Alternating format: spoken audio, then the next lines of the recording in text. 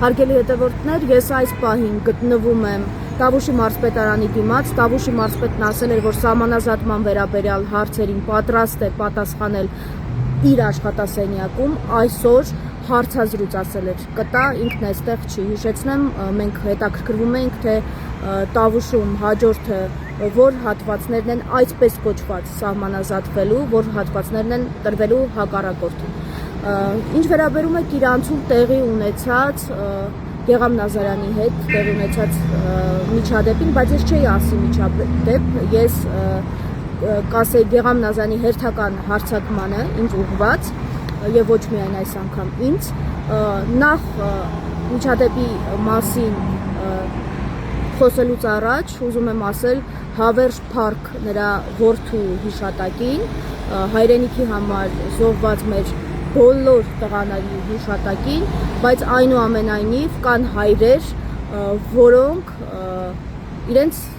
այսպես են պահում։ Հիմա ասեմ, թե ինչ էր եղել։ Տավուշի թեմը հայտարարություն էր տարածել այն մասին, որ տեղի ունենալու Սուրբ Երրորդություն եկեղեցու, վերանորոգված եկեղեցու օծման արարողությունը։ Ես բնականաբար Կիրանցում պարբերաբար իրադարձությունները լուսաբանող լրագրող որպես այս իրադարձությունները ուզում լուսաբանել, բացի այդ ինձ բնակիչները նաև հրավիրել էին, այսպես ասած, որպեսզի գամ տեսնեմ եկեղեցին վերանորոգված, ինչպես տեսակ ես գնացել եմ։ Եվ ճանապարհի կեսից հասկացանք, որ Փաշինյանն էլ է գալու, չնայած երեք երբ քննարկում ենք նույն նաև որոշ բնակիչների հետ, մտածում ենք, որ հաստատ չի գալու, որովհետև Փաշինյանը նույնիսկ իր նախընտրական այսպես ծրագրում թիրախավորում է եկեղեցին։ Այսպես ճանապարհի կեսից հասկացանք, որ չէ, գալիս է, որովհետև ՊՊՑ ծառայողների մեքենաներ էին, ոստիկանության գվարդիայի բազմաթիվ մեքենաներ, մեքենայից արդեն Կիրանցում իջնում ենք, առաջանում եմ դեպի եկեղեցի, մեզ մոտենում է ՊՊՑ ծառայող, մենք այդ պահին դեռ նկարանում չենք իրականացնում, պատրաստվում ենք մեր մասնագիտական գործունեությունը արդեն այնտեղ կատարել։ Մոտեցավ ՊՊՑ ծառայողը, ասաց, որ այնտեղ գոտի է սահմանվելու, որից ես չեմ կարող այս ու այն կողմ գնալ։ Ես բացատրեցի, որ ես եկեղեցի մտնելու եմ, որևէ մեկը բացի Աստծուց ինձ չի կարող արգելել եկեղեցի մտնել, ոչ Փաշինյանը, ոչ ՊՊՑ-ն։ Այդպես խոսում ենք հանգիստ,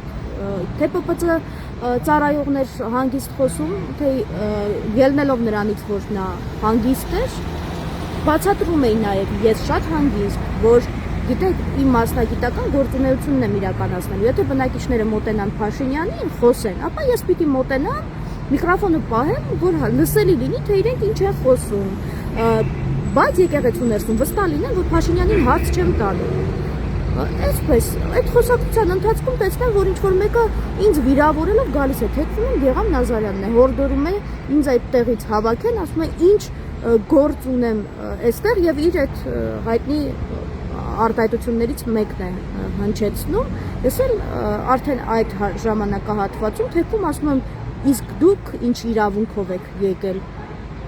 ձեր որդու այդ ժամանակահատվածում արդեն ասում եմ, որ ձեր որդու շիրիմն է ըստ հիշատակը շիրիմն է էլի բղծում, սա եմ ասում, սա է եղել։ Հետո Գեղամ Նազարյանը սկսում է ասել, որ ես նստելու եմ,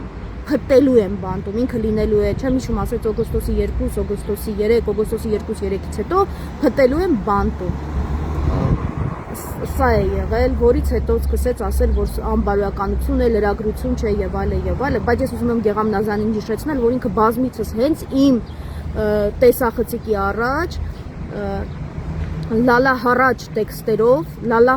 տեքստերով մեղադրում էր Նիկոլ Փաշինյանին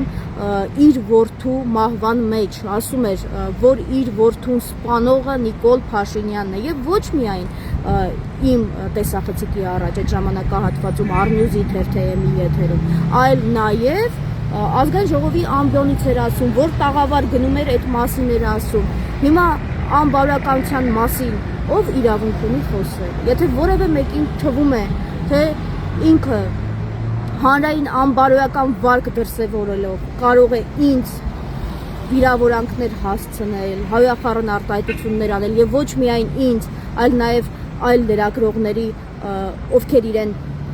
ասում են, թե այդ ինչպես է խոսում, ինքը չարաչար սխալվում է։ Դուք հայոյեցիք այսօր, հայոյախառն արտահայտություններ արեցիք, ինքներդ ձեր հասցեին, որտեղ հանրային առումով եւ հաշվի առնելով ձեր հայտարարությունները, հանրային անբարոյական վարք դրսևորում եք դուք, Գեղամ Նազարյան։ Էլի եմ ասում, փառք ձեր որդուն, ափսոս դուք չեք հարգում հիշատակը։